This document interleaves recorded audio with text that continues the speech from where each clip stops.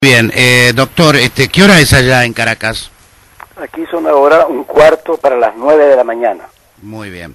¿Cómo transcurrió la noche y cómo está la mañana? Imaginamos que en calma, pero queremos sus precisiones. Sí, absolutamente calma.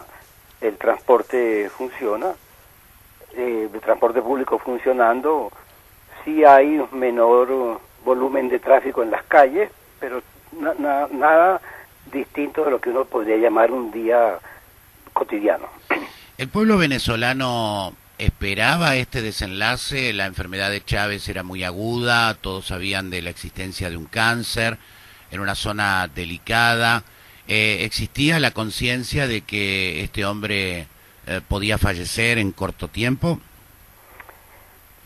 En realidad la situación se tornó muy confusa desde el mismo momento en que los partes que se recibían de la salud del ciudadano presidente fallecido no eran dados por especialistas médicos, sino fundamentalmente por comunicadores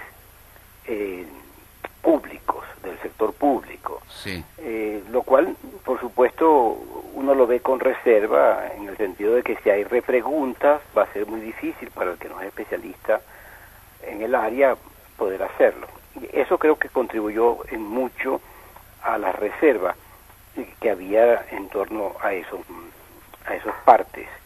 Y también que indudablemente, pues, para cualquier sociedad, verse privado de su primer mandatario electo relativamente en fecha muy reciente, creó también una confusión que probablemente yo creo que era innecesaria, pero es muy fácil juzgar desde afuera, ¿no? Claro. Imaginamos a un pueblo venezolano acostumbrado a las transiciones políticas y a las transiciones movimentistas. No te estoy escuchando prácticamente esta última pregunta. A ver, reitero la pregunta. Si el pueblo venezolano va a dar esta transición política, digamos, sin grandes traumas, sí. Sí, ha habido llamados muy esperanzadores en el sentido de hacer de esto una circunstancia que permita encontrarse los que han estado en símbolos contrarios políticamente hablando, y me gustaría recoger una expresión. Yo creo que es una gran oportunidad para usar ese invento maravilloso de la humanidad que ha sido la mesa. Ajá. Puede haber una guerra y hay un momento en que se llama y se dice: envía a tus representantes y vamos a sentarnos. Sí. Ese es un invento extraordinario de la civilización humana. Y creo que en efecto también cuando uno ve ejemplos importantes, ¿verdad? ¿Quién podía anticipar hace unos 20 años que la Unión Soviética no es que iba a cambiar, es que no existe más? Claro. ¿Cuántos estudiantes de cualquier nivel y en cualquier país posiblemente ya ignoran quién fue Stalin, por ejemplo? Sí. En algunos bares y locales nocturnos en Moscú hay parodias de Lenin con los cómicos más parecidos a ese personaje. La vida tiene una fuerza extraordinaria que va a manifestarse. Y en términos más concretos, lo que queda, por lo que he podido escuchar, para tratar de estar preparado para tu conversación hoy, son algunas interpretaciones de si el actual vicepresidente debería dejar de actuar como tal y cumplir el mandato constitucional según el cual debe ser el presidente de la Asamblea Nacional. Eso, que puede parecer un tema controversial, si uno considera que en 30 días debe haber una elección, pierde total importancia quién va a estar durante 30 días en la vida de un país.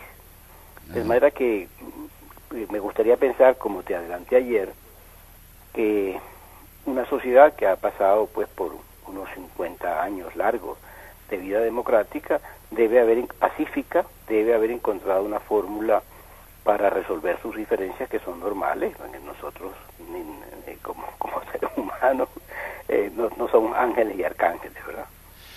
Ahora, pero no veo ninguna razón para no suponer que esto va a tener un término civilizado, y bueno, después habrá que juzgarlo en otros términos, ya propiamente de programas de gobierno, que se va a impulsar, etcétera. Lo que aparece en el centro de la escena es la falta de Hugo Chávez llevando adelante un movimiento popular, pero me parece que el problema más grave que afronta Venezuela, más allá de la pérdida de Chávez, es el problema económico y esta dependencia económica de una actividad rentista que tiene que ver con algo que les provee la naturaleza, que es el petróleo en el caso de ustedes, y que les ha quitado al empresariado venezolano la capacidad de innovar, la capacidad de producir, de salir al mundo a competir. Me parece que el problema más serio que tiene hoy por hoy Venezuela, más allá, insisto, de lo que está ocupando el centro de la escena, que es la pérdida de la vida de Hugo Chávez, es sortear su problema económico. No sé, doctor, si usted lo comparte. Sí, no tengo duda, no tengo duda. Además de que la falta de innovaciones o adaptaciones a nuevas circunstancias no implica que en el resto del mundo, en cambio, como sabemos todos, sí se están haciendo importantes cambios que afectan la estructura energética mundial. No es solamente por vía de nuevos combustibles, por vía del ahorro, sino inclusive por cambios en estilos de vida, por una parte. Y por la otra, que también es algo que hay que considerar, lo adelantamos un poco en la conversación anterior, que persisten lo que uno podría denominar de una manera sencilla una deuda social importante en un país que ha manejado en los últimos 15 años volúmenes muy considerables de recursos.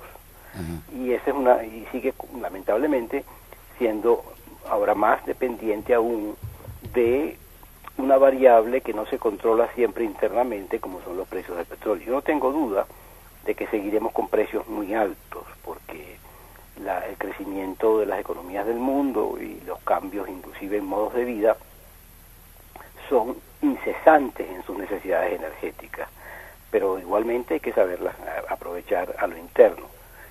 Y desde el punto de vista más propiamente político, también confío pues que independientemente de la importante significación que ha tenido el presidente Chávez local e internacionalmente, yo estuve viendo inclusive hoy temprano en la mañana manifestaciones en Buenos Aires, y así como en algunos otros lugares, y declaraciones de políticos de otras regiones,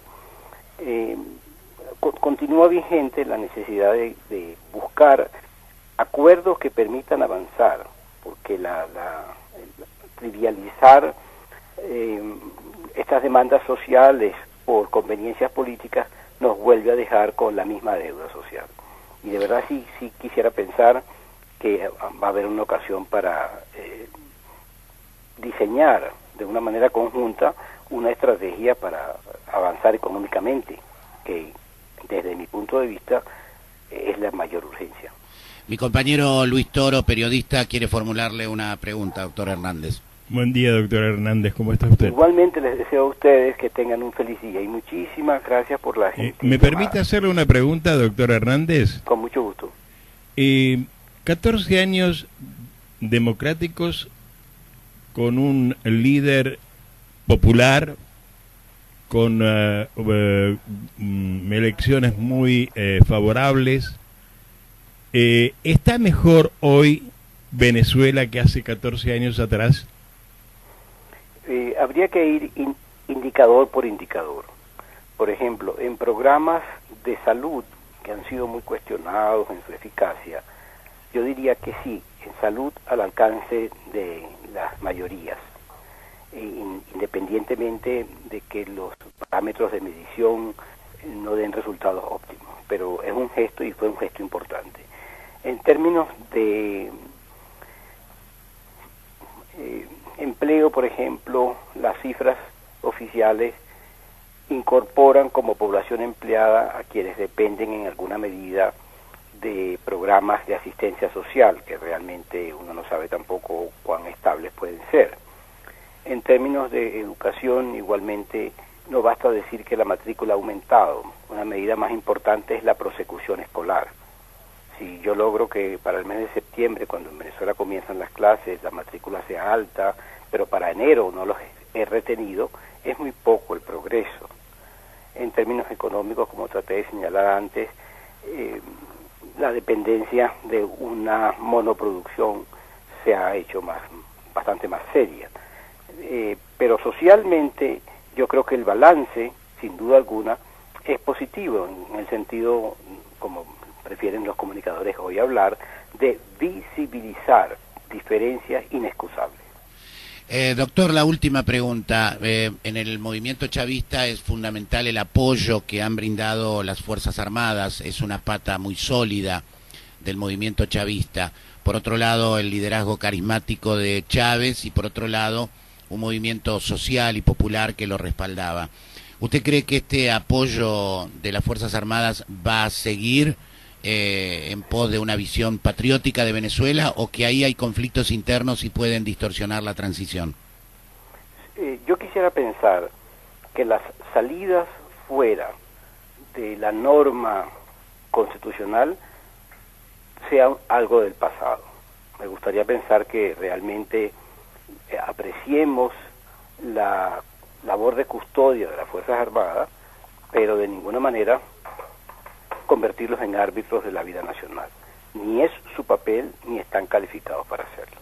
Es una excelente definición, doctor. Y tenemos un denominador común, que es la amistad de Óscar Gómez Navas. En nombre de ello, todo nuestro cariño y todo nuestro afecto hacia usted. Igualmente para usted, y me encantaría tener la oportunidad de conocerlo personalmente cuando sea oportuno. Por hoy le deseo un feliz día. Gracias por atendernos. Se ha sido muy amable. Buenos días. Encantado. Bueno, ahí está el doctor Omar Hernández, que es un académico, es un consultor